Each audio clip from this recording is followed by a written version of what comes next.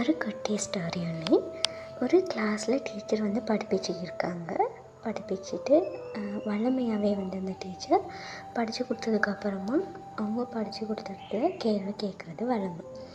இந்த மாதிரி டெய்லி அவங்க கேள்வி கேட்கும்போது ஒரே ஒரு ஸ்டூடெண்ட் மட்டும் கிளாஸில் அந்த டீச்சர் கிளாஸ்க்கு வர்றப்போ மட்டும் எந்திரிச்சு போயிட்டு பின்னாடி உட்காந்துக்குவான், மறைஞ்சு உட்காந்துக்குவான்.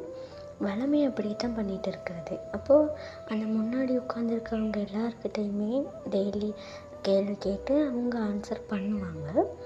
ஸோ ஒரு நாள் டீச்சர் பார்க்குறாங்க, இப்போ நம்ம எந்த நாளும் கேள்வி கேட்குறோங்கிற பயத்திலேயே தெரியல, அவன் போயிட்டு பின்னாடியே உட்காந்துக்கிறான். இன்றைக்கி அவன்கிட்ட தான் கேள்வி கேட்கணும் அப்படின்ட்டு படித்து கொடுத்ததுக்கப்புறமா வந்து கேள்வி கேட்குறாங்க.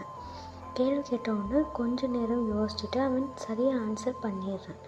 அப்போது டீச்சர் யோசிக்கிறாங்க, உனக்கு ஆன்சரும் தெரியுது, கரெக்டாக தான் சொன்னேன், அப்புறம் ஏன் நீ டெய்லி பின்னாடி போயிட்டு உட்கார, எனக்கு பயமா அப்படின்னு சொல்லி கேட்குறான். அப்போது அந்த பொடியன் சொல்கிறான், இல்லை டீச்சர், எனக்கு ஆன்சர் தெரியும், இருந்தாலும் அந்த ஆன்சர் பிழையாக இருந்தால் நீங்கள் எங்கே என்னை திட்டுவீங்களோ, இல்லாட்டி கிளாஸில் இருக்க மற்றவங்களாம் என்னை கேலி பண்ணுவாங்களோ, சிரிச்சிட்டு வாங்குறவங்களோ பயத்தில் தான் நான் டெய்லி நீங்கள் வரும்போது போயிட்டு பின்னாடி உட்காறேன் அப்படின்னு சொல்லி சொல்கிறான். அப்போ டீச்சர் சொல்கிறாங்க, இது வந்து மற்றவங்க உன்னை பற்றி என்ன நினைப்பாங்க அப்படிங்கிற பயத்தில் நீ செய்கிற ஒரு விஷயம்.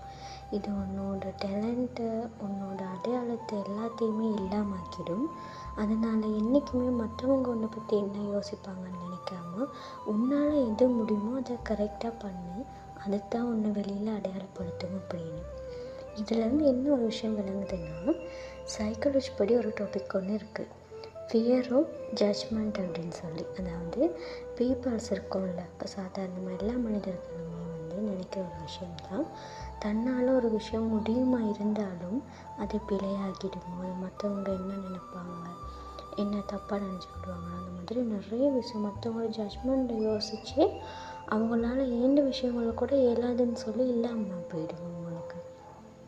அதனால் இந்த ஃபியர் ஆஃப் ஜட்ஜ்மெண்ட் அப்படின்றதையும் தாண்டி லைஃப்பில் நம்மளால் என்ன முடியுமோ அதை நம்மளுக்கால முடியும் அப்படின்ற ஆட்டிடியூட்டோட கரெக்டாக பண்ணிட்டு போனோம்னா லைஃப் நல்லாயிருக்கும்.